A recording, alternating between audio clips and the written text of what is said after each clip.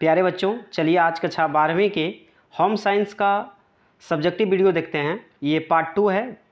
Part 1 में मैंने 10 प्रश्नों को डिस्कस किया था। ये पार्ट 2 है, इसमें भी मैं 10 प्रश्नों को डिस्कस करूँगा। ये जितने भी प्रश्न आपके लिए पार्ट बाय पार्ट जो लाया जा रहा है, ये सभी प्रश्न परीक्षा की दृष्टि से बेहद ही इंपॉर्टेंट है। तो वीडियो के अंत तक बने रहिए, सभी प्रश्नों को ध्यानपूर्वक से समझिए।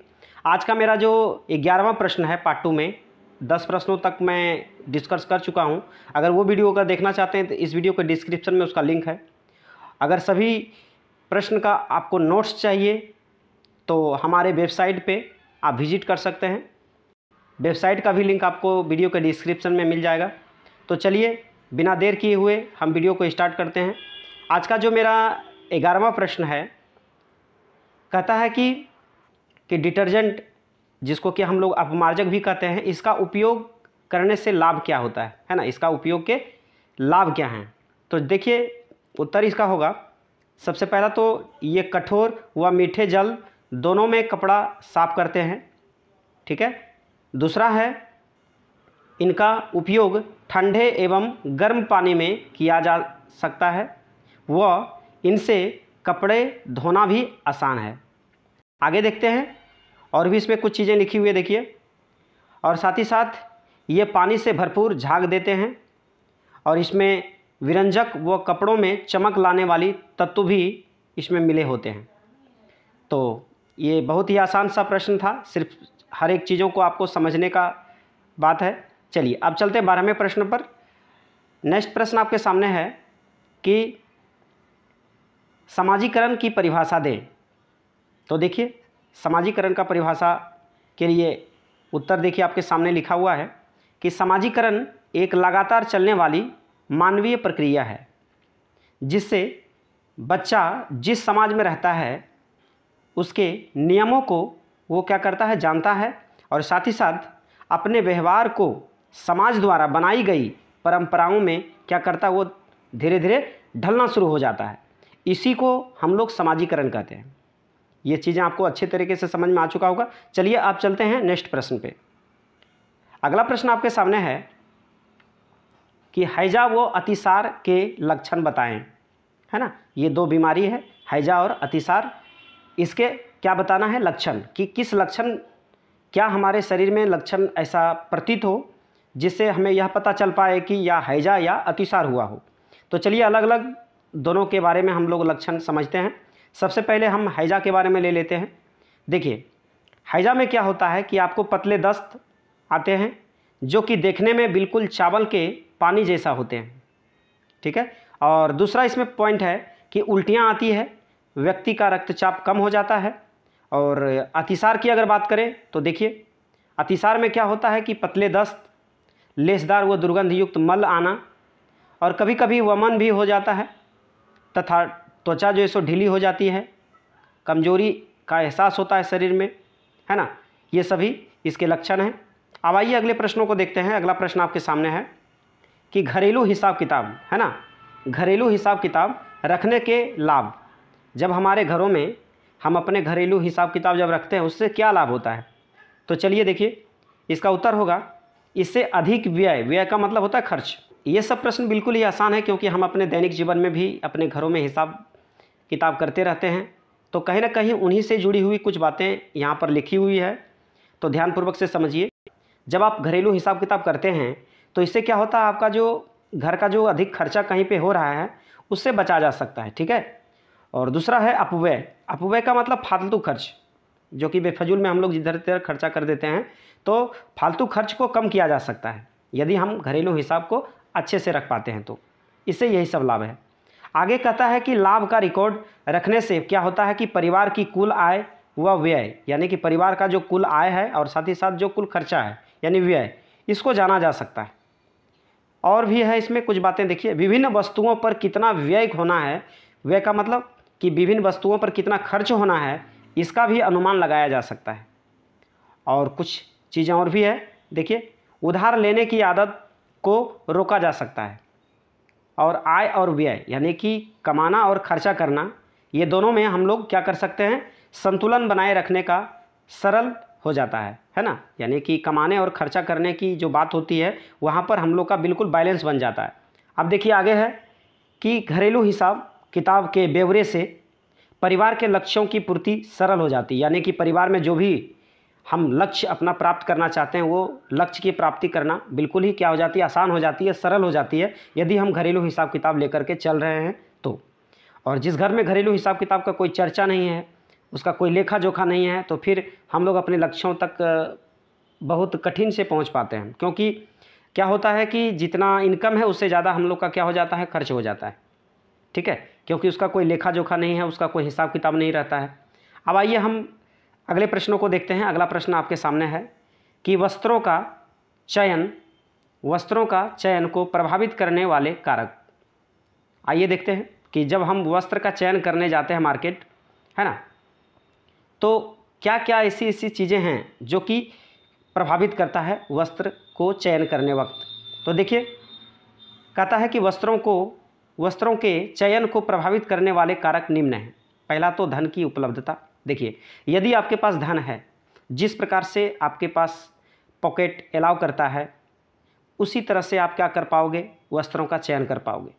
तो ये डिपेंड करता है लोगों के ऊपर कि उसके पास कितना धन है, उसी अनुसार से वो अपने वस्त्रों का चयन करता है। तो ये भी एक कहीं ना कहीं प्रभावित करने वाले कारक हो गए। दूसरा है मौसमी कारक, यानी कि अलग अलग लोग अपने अपने ढंग से मौसम के अनुसार से अलग अलग वस्त्रों का चयन करता है। जैसे सर्दियों के लिए अलग, गर्मियों के लिए अलग, बरसात के लिए अलग, है ना।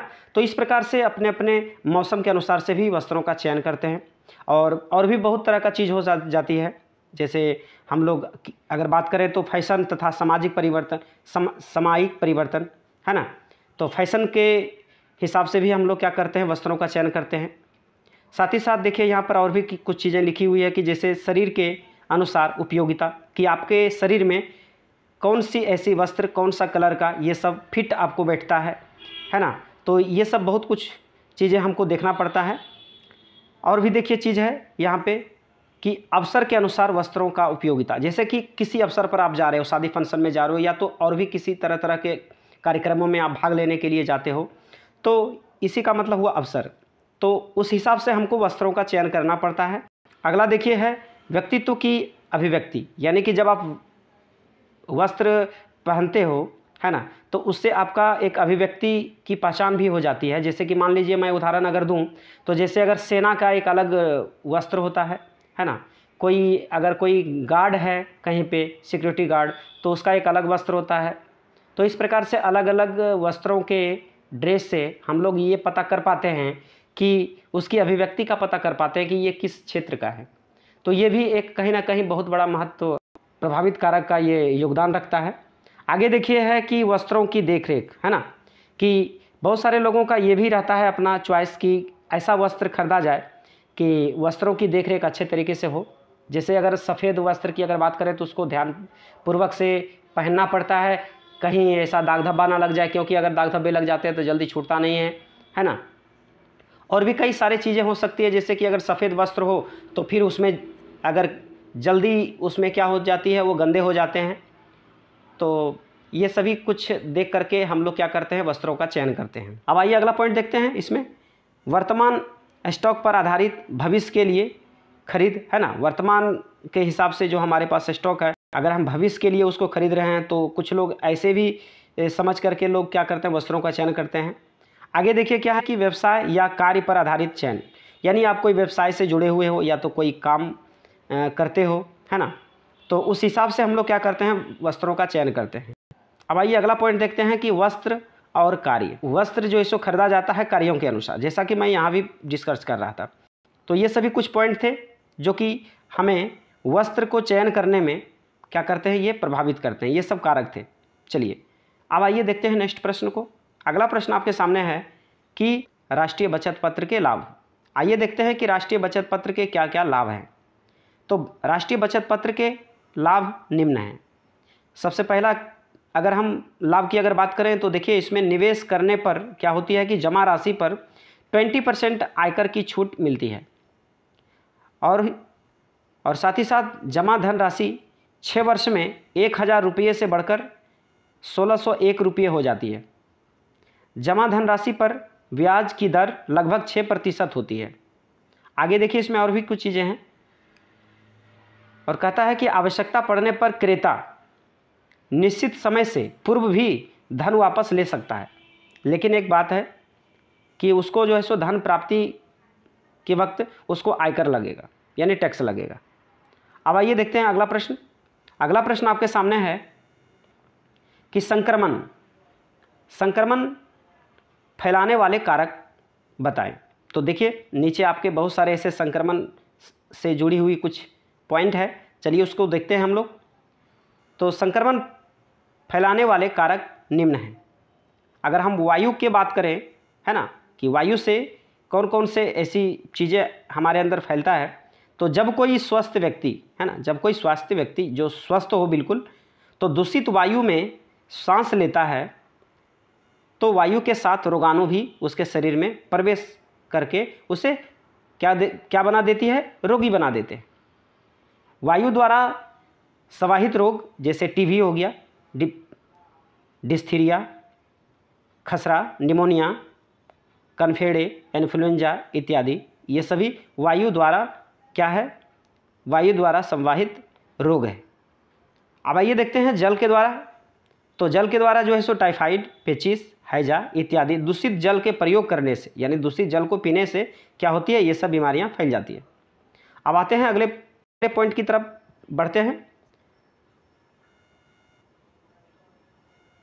चलिए देखिए अगला पॉइंट है संसर्ग, यानी कि कुछ संक्रामक जो रोग होते हैं जैसे कि डिप्थीरिया, दाद, खुजली आदि, ये सभी रोग जो है रोगी के संपर्क में रहने से होता है। यानी कि ये सब लक्षण या तो ये सब बीमारियां किसी और लोगों को हो चुका है पहले से, यदि हम उसके संपर्क में रहते हैं तो हमें भी वो बीमारियां हो जाती है, यानी हमें भी वो रोग उत्पन्न हो जाता है। आगे है कीड़े व चूहे, जैसे कि रोगाणु विशिष्ट प्रकार के कीड़े द्वारा काटने पर क्या होती है कि स्वस्थ व्यक्ति के शरीर में प्रवेश कर उसे भी रोगी बना देते, तो ये भी एक कारक है।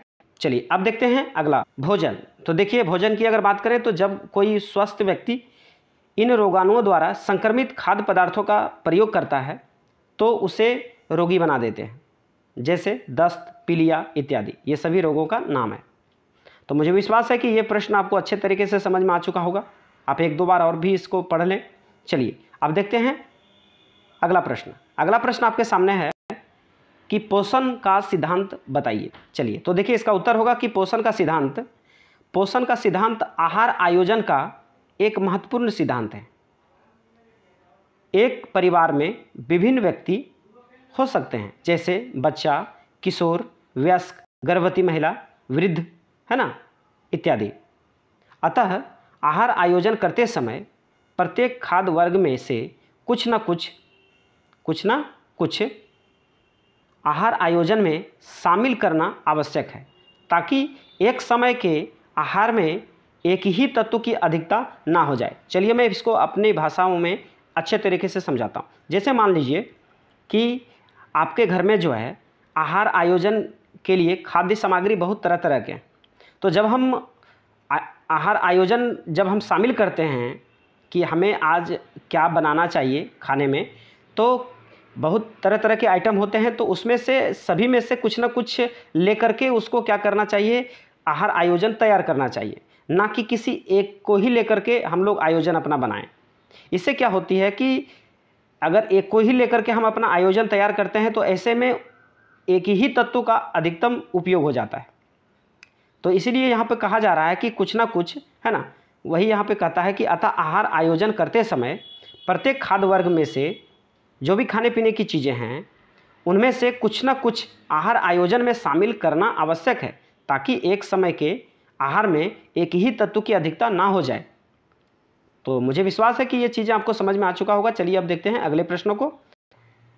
देखिए अगला प्रश्न आपके सामने है कि समय व्यवस्थापन को परिभाषित करें। समय व्यवस्थापन को परिभाषित करें। तो देखिए इसका उत्तर होगा कि न्यूनतम समय में अधिकतम कार्यों को गुणवत्तापूर्वक संपन्न करना, ताकि व्यक्ति एवं पारिवारिक लक्ष्यों की प्राप्ति हो सके, समय व्यवस्थापन कहलाता है। फिर से एक बार देखिए, समय व्यवस्थापन किसे कहते हैं? समय व्यवस्थापन न्यूनतम समय में यानी कम समय में अधिक काम को गुणवत्तापूर्वक संपन्न करना, यानी कि अच्छे तरीके से हम अगर कम समय में ज़्यादा काम अगर अच्छे तरीके से करके संपन्न कर देते हैं यानी पूरा कर देते हैं तो क्या होती है, ताकि व्यक्ति एवं पारिवारिक लक्ष्यों की प्राप्ति हो सके। इससे क्या हो सके कि व्यक्ति और जो व्यक्ति काम कर रहा है वो और प्लस में उसका परिवार, उनका क्या हो सके, लक्ष्यों की प्राप्ति हो सके। अब देखते हैं अगला प्रश्न और अंतिम प्रश्न 20 नंबर। देखिए, कहता है कि ज्ञानात्मक विकास क्या है। चलिए देखते हैं ज्ञानात्मक विकास के बारे में पढ़ते हैं। तो देखिए, ज्ञानात्मक विकास सोचने समझने की मानसिक प्रक्रिया है। यह विकास ज्ञान का वह प्रक्रिया है जिसमें मस्तिष्क में अनेकों प्रक्रिया होती है, जिसके माध्यम से हम लोग क्या करते हैं, जिसके माध्यम से किशोर ज्ञान प्राप्त करता है। तो प्यारे बच्चों, मुझे विश्वास है कि ये सभी प्रश्न आपको समझ में आ चुका होगा। अगर ये वीडियो आपको अच्छा लगा हो तो ज़रूर कमेंट करें, लाइक करें और शेयर करें। और हमारे इस चैनल पर नए हैं तो चैनल को ज़रूर सब्सक्राइब कर लें और जितना ज़्यादा से ज़्यादा हो सके इस वीडियो को शेयर करें। फिर मिलता हूँ नेक्स्ट पार्ट में इसके बाद का वीडियो लेकर। तो प्यारे बच्चों, ये वीडियो आपको कैसा लगा आप ज़रूर कमेंट कर बताएं और जितना ज़्यादा से ज़्यादा हो सके इस वीडियो को शेयर करें। और वीडियो अच्छा लगा हो तो लाइक करना ना भूलें और चैनल पर पहली बार आए हैं तो चैनल को सब्सक्राइब कर लें और बेल आइकन प्रेस कर दें, जिससे कि हमारे द्वारा अपलोड की गई वीडियो की नोटिफिकेशन आपको टाइम पे मिलता रहे। तो चलिए हम फिर मिलते हैं नेक्स्ट वीडियो में। तब तक के लिए जय हिंद, जय भारत, वंदे मातरम।